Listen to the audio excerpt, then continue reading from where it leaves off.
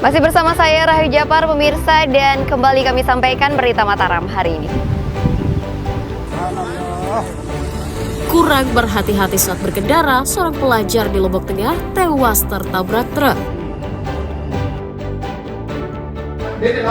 Bersarang di plafon, 2 ular sanca dievakuasi petugas dari rumah warga di Lombok Barat. Itu jauh. 20 hari kabur dari sel, seorang pencatan polisi di Mataram kembali diringkus aparat.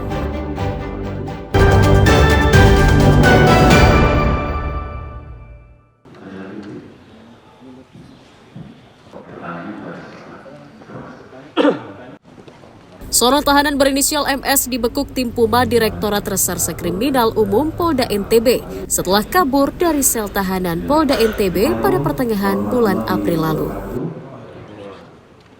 Tersangka ditangkap di rumah keluarganya di Kabupaten Lombok Tengah setelah 20 hari diburu petugas. Selama dalam pelarian, tersangka yang merupakan pencatan polisi hidup berpindah-pindah ke rumah kerabatnya di Lombok Timur dan Lombok Tengah.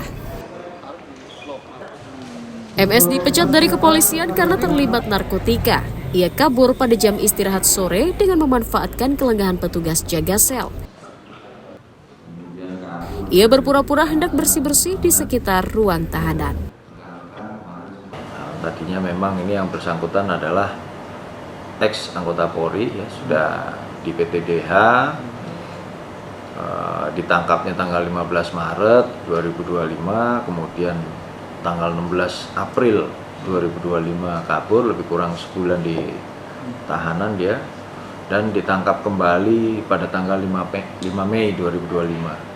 Modusnya itu tadi Pak, dia pas istirahat sore dengan modus bersih-bersih, ya kan, lihat kanan kiri aman, itulah Pak, kabur dia. Atas ulahnya, tersangka tak hanya dijerat dengan undang-undang tentang narkotika, tetapi juga atas tindakan melarikan diri dengan ancaman hukuman pidana minimal 5 tahun dan 1 tahun penjara. Awaludin melaporkan dari Kota Mataram. Apa nih bungkus mau bawa? Barang. Pemuda bernama Chandra 30 tahun dan rekannya berinisial FT 24 tahun diringkus Satuan Reserse Narkoba Polresta Mataram karena diduga edarkan narkoba di lingkungan tempat tinggalnya di Kelurahan Dasan Cermen, Kecamatan Sandubaya. Keduanya ditangkap di pinggir jalan raya Dasan Cermen saat sedang menunggu pemesan barang. Dari tangan keduanya, polisi menyita barang bukti sabu-sabu seberat 52,34 gram, alat isap, ponsel, timbangan elektrik, dan sepeda motor. Penangkapan tersangka atas informasi masyarakat yang kerap melihat keduanya bertransaksi narkotika di kampungnya. Selain mengedarkan, keduanya juga merupakan pemakai berdasarkan hasil tes urinnya yang positif. Ada barang lagi. Kami mengamankan 2 orang yang dicurigai sedang akan melakukan transaksi narkoba jenis sabu-sabu. Informasi yang kami dapat bahwa akan ada orang yang melakukan transaksi di wilayah Dasan Cermen. Dari informasi tersebut, kami mendapatkan ciri-ciri pelaku, kemudian kami mendatangi TKP dan mendapati 2 orang terduga ini sedang duduk di atas motor, diduga hendak menunggu calon pembeli. Tersangka mengaku hanya bertugas mengantarkan narkotika dengan upah 2 juta rupiah. Berapa beratnya masing-masing itu? Masing-masing yang 3 bungkus besar, masing-masing 10 gram. 10 gram, sama 1 klip kecil ya? Klip kecil, siap. Terus tujuanmu bawa itu untuk apa? Untuk diantarkan, Pak. Antar ke? Ke seseorang. Sampai kamu ditangkap itu berarti kamu udah dikirimin ini dong? Tempat dia nunggu? Ya, sudah di Sherlock. Berapa kamu dijanjiin upah sama ini? Dijanjikan upah itu 1 kali jalan 2 juta. Atas ulahnya, tersangka dijerat Undang-Undang Narkotika dengan ancaman hukuman pidana minimal 5 tahun penjara. Awaludin dari Kota Mataram melaporkan.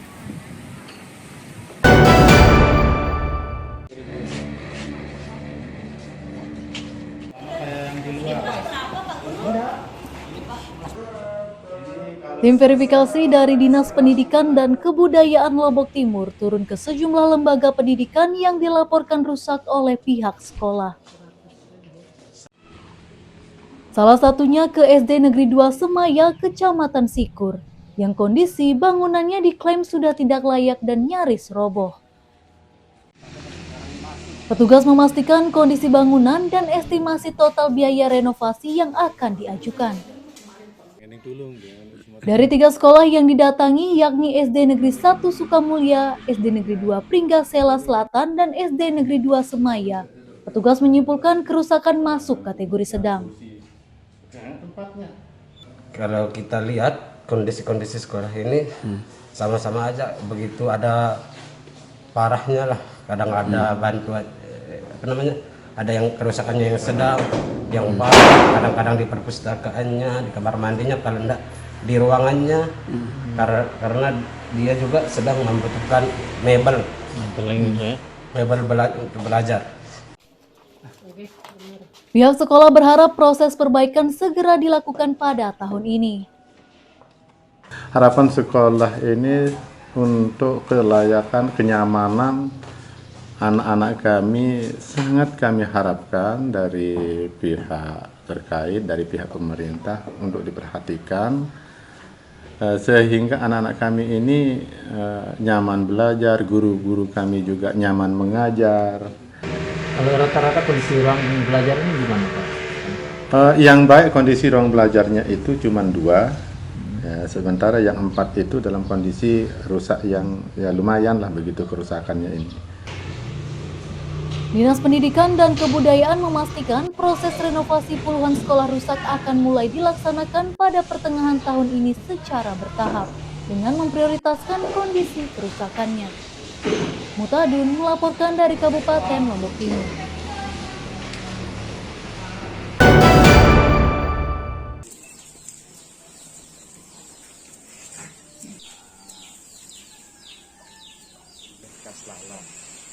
Tim Kesehatan Hewan Dinas Pertanian Kabupaten Lombok Barat menggencarkan pemeriksaan hewan kurban di sejumlah lapak pedagang musiman.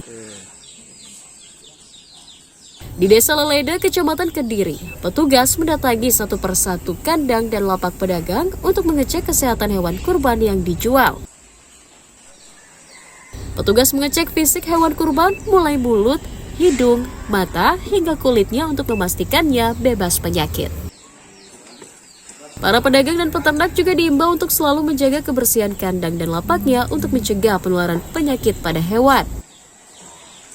Kita melakukan pemeriksaan sebelum hewan dipotong, jadi kita mengecek di lapak-lapak di wilayah Kecamatan Kediri yang sekarang kita lakukan untuk memastikan hewan-hewan yang dibeli, yang dijual itu semuanya sehat. Jadi kemarin ada yang ditemukan, ada yang flu tapi sudah diobati dan sekarang kondisinya sudah sehat.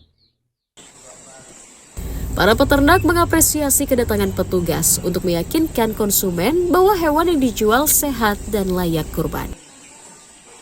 Alhamdulillah sampai sekarang ini sapi-sapinya udah kita datangkan dokter hewan.